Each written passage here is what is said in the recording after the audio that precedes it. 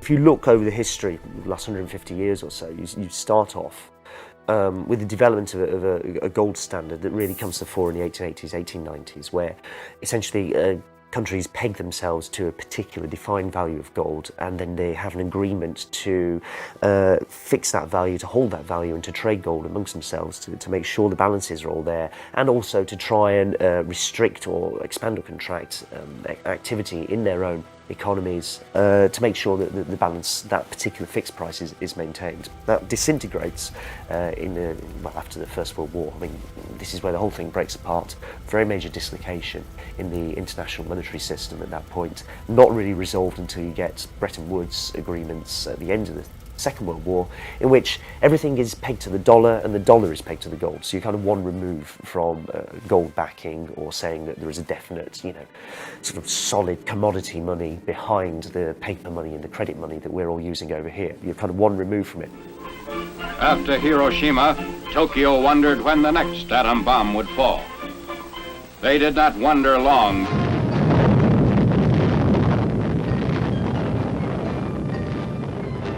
In 1944, at Bretton Woods, the US and the UK began to negotiate how to govern the world economy, the world monetary system, and came up with the World Bank and the IMF and a series of other institutions designed to manage the global currency. And there was still a gold standard, but this gold standard was going to be tied to the dollar. All of the world's gold had moved from London to Fort Knox, and all of the world's currencies were tied to the dollar. This system was designed to manage the sorts of imbalances, to avoid credit crunches, or for countries, the credit crunches are known as balance of trades deficits, i.e. when they can't pay their bills and their currency collapses. The currencies were managed, and the system was stable, as long as the Americans played the role of oversight. Now, who knows the great story about how that all came to an end? So the quantity of money that was needed to pay for the Vietnam War, that's exactly what I was trying to get at. Oil shocks was another one. That meant that the Americans were no longer respecting their role or playing their role governing the monetary system. They were inflating the value of their own currency, but ostensibly it was meant to be tied to gold and to every other currency. So what did the French do? The French were a little bit worried that President Nixon wasn't entirely honest. And they were worried that precisely what we described, that Nixon was printing money when he shouldn't have been, was going on. And they were worried there wasn't enough gold to honor the exchange rate of the French franc. So they sent a gunboat to New York Harbor to ever so politely ask for our gold back, please. Did they get their gold back? Go on, guess. They didn't. And the Bretton Woods system came to an end. And this is the point in which we enter the modern era of the financial system.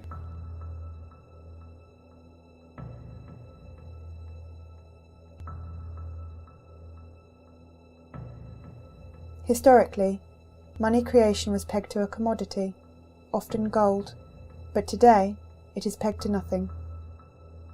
Which means there is nothing backing our money. This piece of paper is just a piece of paper. Where does this leave us? If money is based on nothing, why do we think it has any value? Sorry? Because we can still go and exchange it. What? Somebody else was going to shout. Great little Latin fact, the word for credit comes from belief. Correct.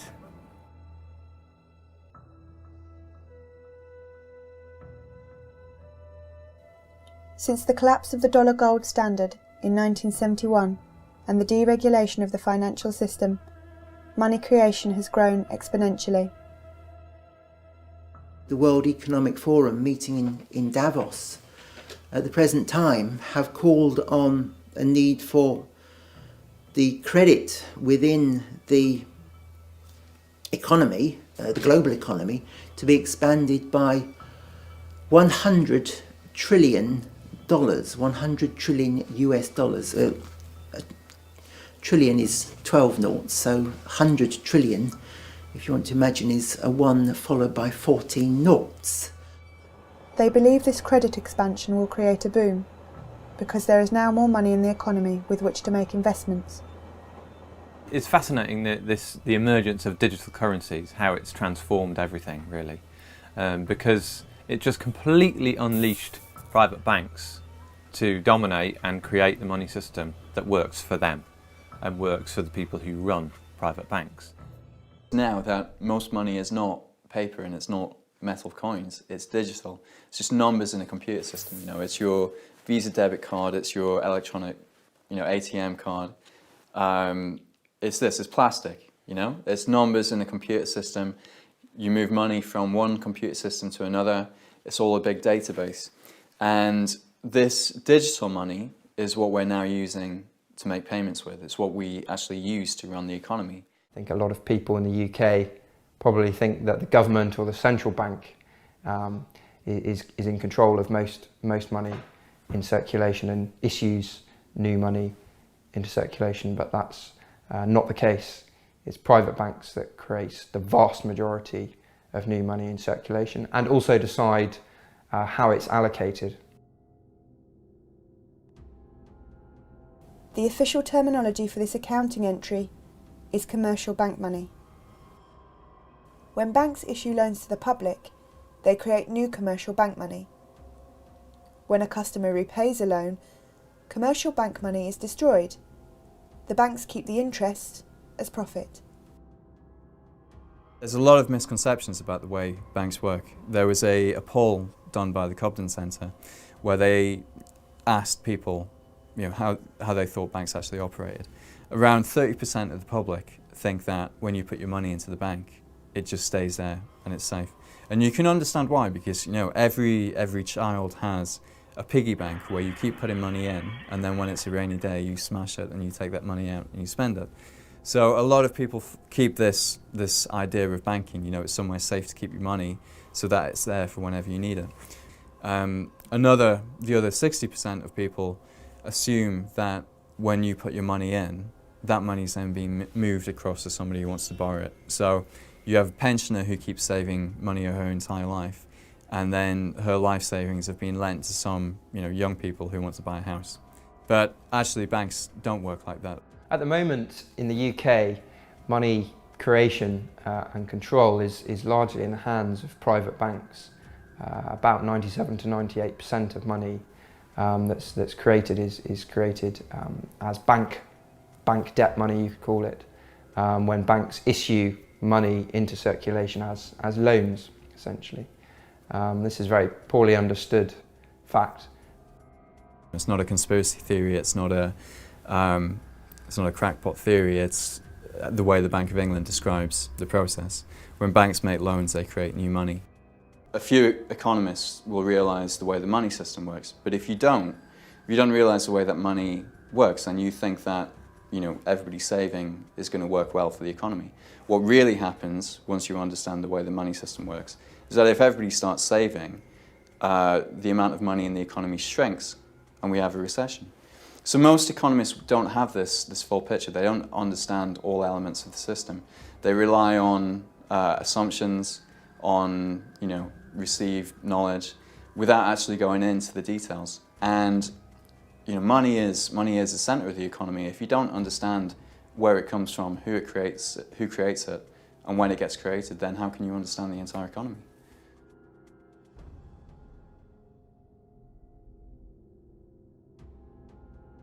When the vast majority of money that we use now is not cash, but it's electronic money, then whoever's creating the electronic money is getting the proceeds of creating that money. And obviously creating electronic money is much more profitable than creating cash, because you don't have any production costs at all.